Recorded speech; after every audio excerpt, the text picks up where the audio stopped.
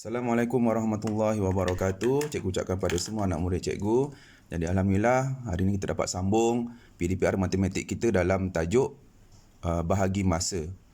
Sebelum kita lanjutkan pelajaran kita, suka cikgu ingatkan semua anak murid supaya ingat kembali apa yang kita belajar tentang tukaran unit masa, hubungan antara unit masa. Satu hari berapa jam, satu minggu berapa hari, satu tahun berapa bulan, satu dekad berapa tahun, satu abad berapa tahun, Yang itu semua kita kena ingat untuk kita buat apa-apa operasi dalam tajuk masa. Baik, cikgu akan terangkan pelajaran hari ini dengan contoh-contoh dalam buku teks awak.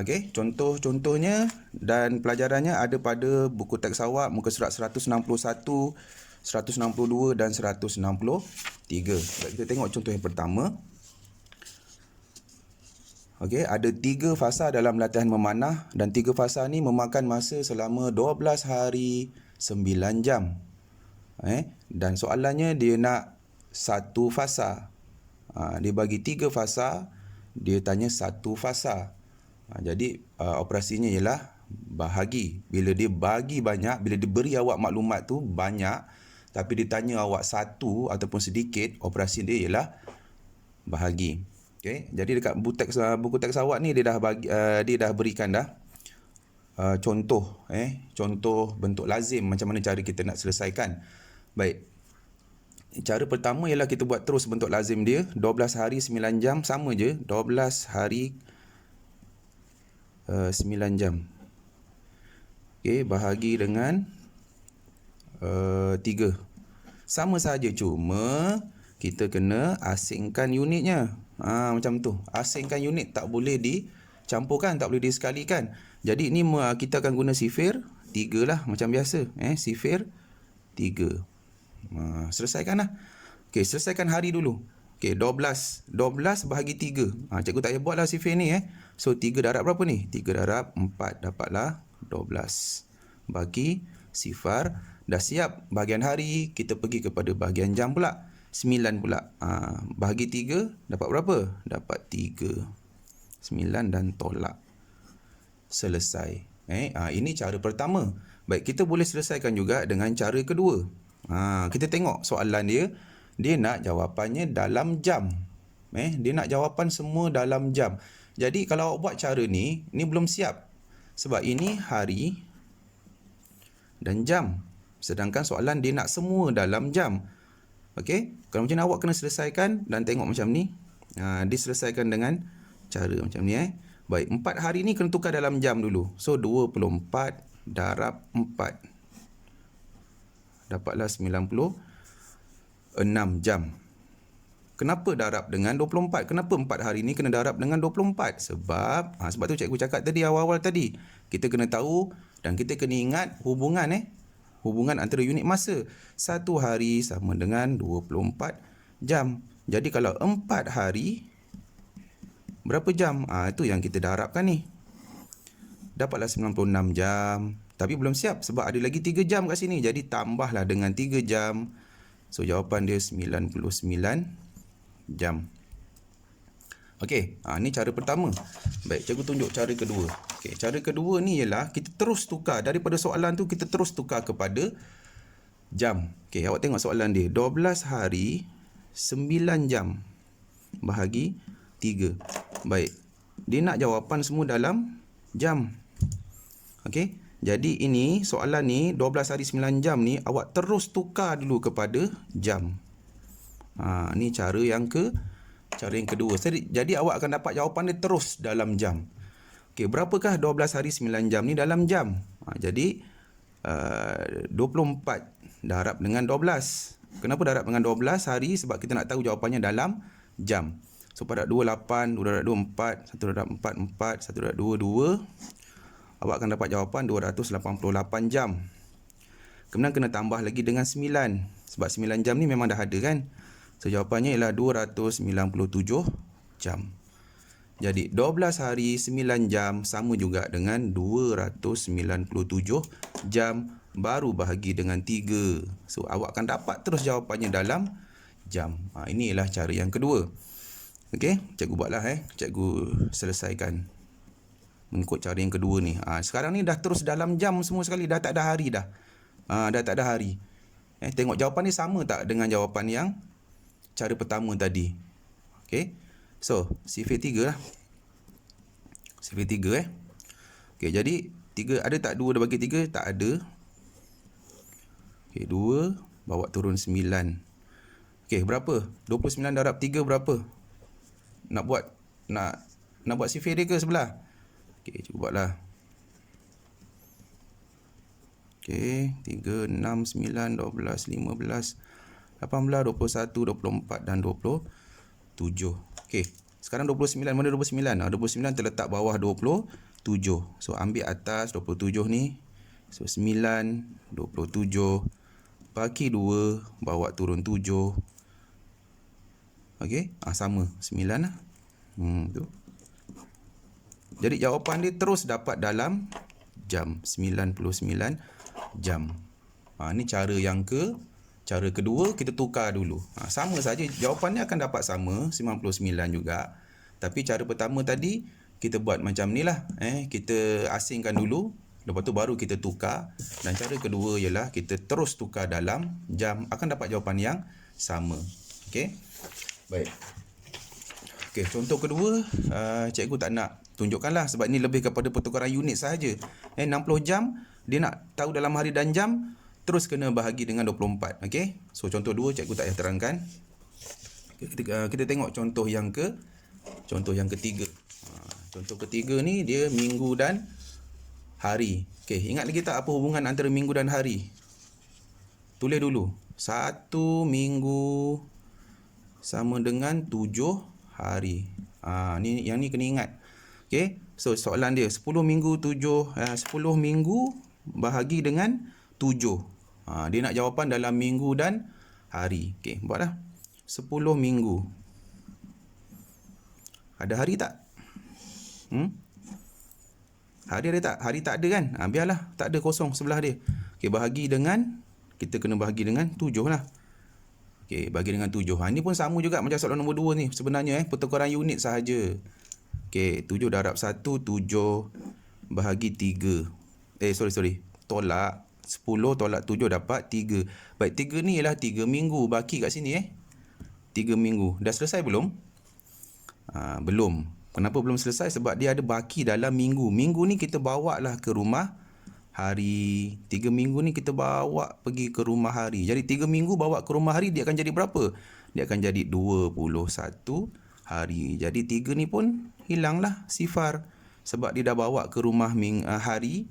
3 minggu ni akan jadi sifar sebab 3 minggu ni dia dah bawa ke rumah hari dan dia bertukar menjadi 21 hari. Jadi 21 ni bagi dengan 7, jawapan dia ialah 3. Tu. Jadi kat sini ialah minggu, 1 minggu, 3 hari. Macam tu cara kita selesaikan. Baik, seterusnya kita pergi kepada muka surat 162, contoh yang keempat. Okey. Sekarang ialah tahun dan bulan.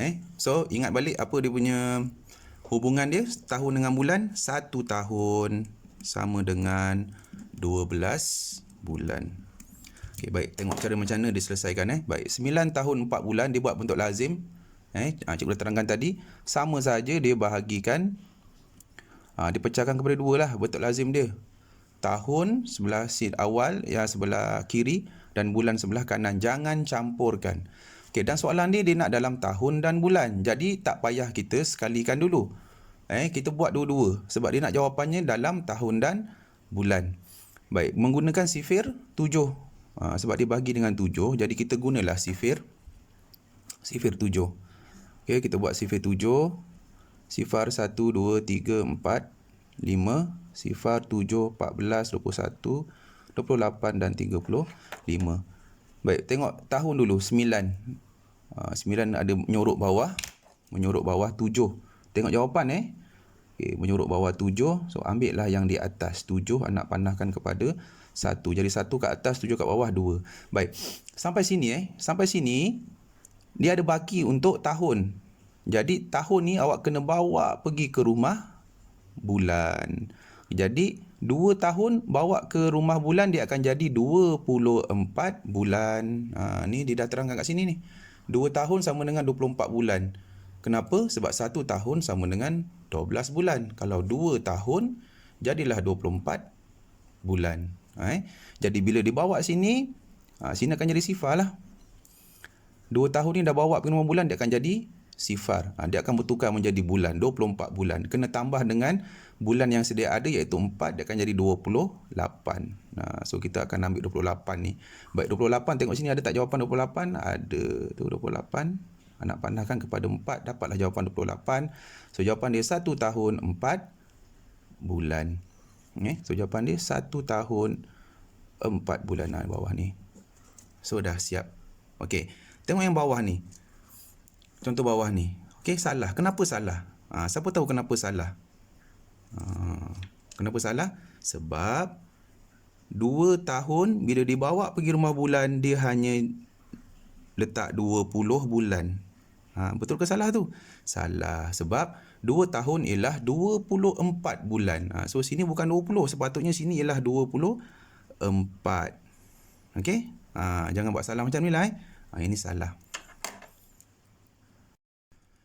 Baik, contoh seterusnya ialah contoh 5. 10 dekad 8 tahun bahagi dengan 12 dan dia nak jawapannya semua dalam tahun. Dia nak jawapan dalam tahun. Jadi ingat tak apa yang cikgu cakap pada contoh nombor 1 tadi? Kita tengok jawapan dia nak apa. Okey, sekarang dia nak dalam tahun. Jadi kita kena tukar dulu 10 dekad 8 tahun ni kepada tahun semua sekali. Jadi senang. Terus kita buat sekali saja nanti. Baik, dekat buku teks awak dia dah tunjuk dah pengiraan dia. Okey, apakah hubungannya? 1 dekad sama dengan 10 tahun. Okey, jadi 10 dekad berapa tahun? 10 darablah dengan 10. 10 dekad darablah dengan 10. Kenapa 10 kat sini? Sebab ni hubungannya ni. Ni hubungan dia. 1 dekad sama dengan 10 tahun. Kalau dah 10 dekad berapa tahun? 100 tahun. Okey. Habis yang 8 tahun lagi ni kita tambahkanlah dekat belakang dia. Dapatlah 108 tahun. Jadi 10 dekad 8 tahun sama dengan 108 tahun. Jadi baru bahagi dengan 12. Baru bahagi dengan 12. Kita buatlah sifir 12 kat sini. So bila awak buat sifir 12, awak akan dapat nanti dekat sini. Buatlah sifar 1, 2, 3. Okey. Nanti awak dapat sini 9 sama dengan 108. Jadi ambil teruslah 108 ni. Bulat anak panah, dapatlah 9 tahun. So jawapan dia 9 tahun. Terus kat sini dapat 9 tahun. Okey, kita teruskan ke contoh yang ke-6. Ada pada buku teks awak muka surat 163. Okey. Contoh nombor 6. 21 abad 12 tahun bahagi 6. Dia nak jawapan dalam abad dan tahun. Jadi tak payah tukar dulu. Kita buat bentuk lazim seperti biasa sini. Okey. Buatlah 21 abad 20 sebelum tu 1 abad berapa tahun? 1 abad sama dengan 100 tahun. Yang ni kena ingat dia punya hubungan dia. Okey. So 21 abad 12 tahun bahagi dengan 6. Ingat yang ni kita kena pecahkan dia. Jangan campurkan dulu. Okey. So 21 bahagi 6. Sifir 6 dah sekarang. Sifir 6. Okey, kalau perlu awak tulislah kat sebelah sini sifir 6. Okey, sifar 1 2 3. Siapa yang dah hafal patutnya dah tak payah tulis ni. Dah senang dah siapa yang dah hafal. Okey, cukup buat sampai 4 dulu. Baik. 21 ada tak? Tak ada Dia menyorok bawah 18. Dia nyorok bawah 18. So ambil lah 18. Ambil yang atas Okey, anak panahkan kepada 3 bawah sini 18. Ada baki 3 abad. Baik, dah siap ke belum? Belum, sebab masih ada lagi kita nak selesaikan untuk tahun pula. Baik, tapi abad ni kita kena pindahkan dia ke rumah tahun. Jadi abad ni nanti dia akan jadi sifar lah. Sebab 3 ni awak dah pindahkan ke sebelah. Baik, 3 abad berapa tahun? 1 abad 100 tahun. Kalau 3 abad 300 tahun. Macam itulah. Jadi kena tambahkan dengan yang tahun yang sedia ada ni. Dah ada 12 kan? Tambahkan lagi dengan 300. Awak akan dapat 312 tahun. 312 tahun ni yang baru bahagi dengan 6. So, ini kita sambung lah. 5, 36, 36. Okey. Bahagi. Sekarang bahagi 312 bahagi dengan 6. Okey, mula tengok 3. Okey, 3 tak ada, dia nyorok. Dia nyorok kat bawah sifar ni. Sebenarnya tak payah tulis sifar pun tak apa. Jadi tengok nombor 2 dia berapa? 31. Baik, tengok 31 letak kat sini. 31 ada dia nyorok bawah 30 ni. Tu. Okey, tadi kalau awak ambil sifar tadi, awak buat sifar lah tak apa. Sifar, tolak. Okey, tak apa. Kita buat satu-satu pun tak apa. Okey, sekarang 31. Okey, 31 kita ambil 30 ambil yang di atas. So 5 30 bagi 1. Bawa turun 2 pula. Yang atas ni dah jangan tengok Yang atas ni dah jangan tengok dah sini. Sebab awak dah tambahkan. Sekarang bahagi ni pula. Okay, 12. 2 lah. Ni dah ada. So 2. 12 sifar. So jawapannya 3 abad 52 tahun. Okay. Kita tengok contoh terakhir. Contoh yang ketujuh. Okay. Contoh ketujuh. Okey, yang ini contoh 7. Baik, yang ini awak tengok. Dia nak jawapan semua dalam tahun. Bila macam ni, dia nak jawapan dalam tahun, kita kena tukar awal-awal. Awal-awal dah kita kena tukar. Awak tengok dulu soalan dia nak apa. Dia nak dalam tahun kan? Jadi kita tukarkan semua ni. Jadi 3 abad 4 tahun berapa tahun? 3 abad 4 tahun sama dengan 300 tahun. 3 abad ni jadi 300. Tambahlah dengan 4 yang sedia ada kat soalan. Jadilah 304 tahun. Baru kita bahagi dengan 8. 304 tahun bahagi dengan 8. Sifar 8 lah. Sifar 8. Sifar 1, 2, 3, 4, 5, 6. Sifar 8, 16, 24, 32, 40, 48 dan seterusnya lah. Sambung ke bawah. Baik, ada tak 3? Sini ada tak 3? Tak ada. Dia nyorok bawah. Sifar. So, sifar, tolak 3. Okey, 30. Mana 30? Tak ada. Okey, di bawah 24, atas 32. Ambil yang atas. So, 3, 24, 6, 4. Ada tak 64? Ni kena panjang lagi ni. 7, 8, 9, 56, 64, 72. Ni ada 64. Tu dekat 8. Okey, kat 8 64 sifar tahun. Okey. Tu dapat jawapannya 38 tahun. Baik, sekian saja pelajaran untuk hari ini. Jadi cikgu harap anak murid cikgu semua dapat faham apa yang cikgu ajar tadi. Dan kita akan buat latihan nanti Baik. Assalamualaikum warahmatullahi wabarakatuh.